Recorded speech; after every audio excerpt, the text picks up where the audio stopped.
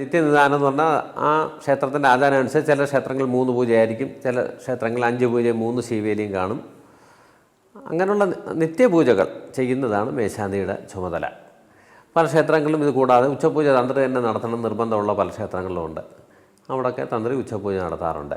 ഇത് കൂടാതെ വരുന്ന ഉദയാസ്തമന പൂജ, എക്സ്ട്രാ പൂജ, അതായത് ഉപരിതമായിട്ടുള്ള പൂജ, ഉദയാസ്തമന പൂജ, വിശേഷാൽ പൂജകൾ, കളഭം, അങ്ങനെയുള്ള പ്രധാന കലശങ്ങൾ, ഇതെല്ലാം തന്ത്രിയുടെ ചുമതല. എല്ലാ ക്ഷേത്രങ്ങളിലും, ശബരിമല മാത്രമല്ല എല്ലാ ക്ഷേത്രങ്ങളിലും അതാത് തന്ത്രിയുടെ ചുമതലയിലാണ് നടക്കുന്നതും. അതാണ് തന്ത്രിയുടെ പ്രധാന ചുമതല. ഈ ശബരിമലയെ സംബന്ധിച്ച് മിക്കവാറും ഈ മറ്റ് പൂജകൾ എല്ലാ ദിവസങ്ങളിലും ഉണ്ട്.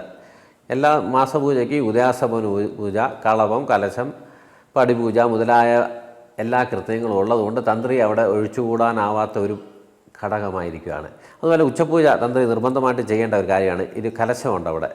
കലശപൂജയോടുകൂടി ഉച്ചപൂജ തന്ത്രി തന്നെ ചെയ്യണമെന്നാണ് പറഞ്ഞിട്ടുള്ളത്. ആ ദേവപ്രശ്നത്തിൽ വളരെ എടുത്ത് പറയുന്നുമുണ്ട്. അതുകൊണ്ടാണ് തന്ത്രിയുടെ സാന്നിധ്യം ശബരിമല മറ്റ് ക്ഷേത്രങ്ങളെ അപേക്ഷിച്ച് എന്നും ആവശ്യമായിട്ട് വരുന്നത്. അതുകൊണ്ടാണ്. പിന്നെ ഇതൊരു കാനന ക്ഷേത്രമാണ്. എല്ലാ ദിവസവും പൂജ, 365 ദിവസവും നിത്യപൂജ ഇല്ലാത്ത ക്ഷേത്രമാണ്. അപ്പോൾ ഈ തുറക്കുന്ന ഒരു മാസത്തിൽ 5 ദിവസത്തെ പൂജയുള്ളൂ. ഈ 5 ദിവസം കൂടുതൽ ഭക്തജനങ്ങൾ വരികയും കൂടുതൽ ഇതുപോലത്തെ വിശേഷാൽ വഴിപാടുകളും പൂജകളും കാണുകയും ചെയ്യുന്നു. അതുകൊണ്ട് തീർച്ചയായിട്ടും ആ തുറക്കുന്ന ദിവസങ്ങളൊക്കെ തന്ത്രി അവിടെ ആവശ്യമായിട്ട് വരുന്നു.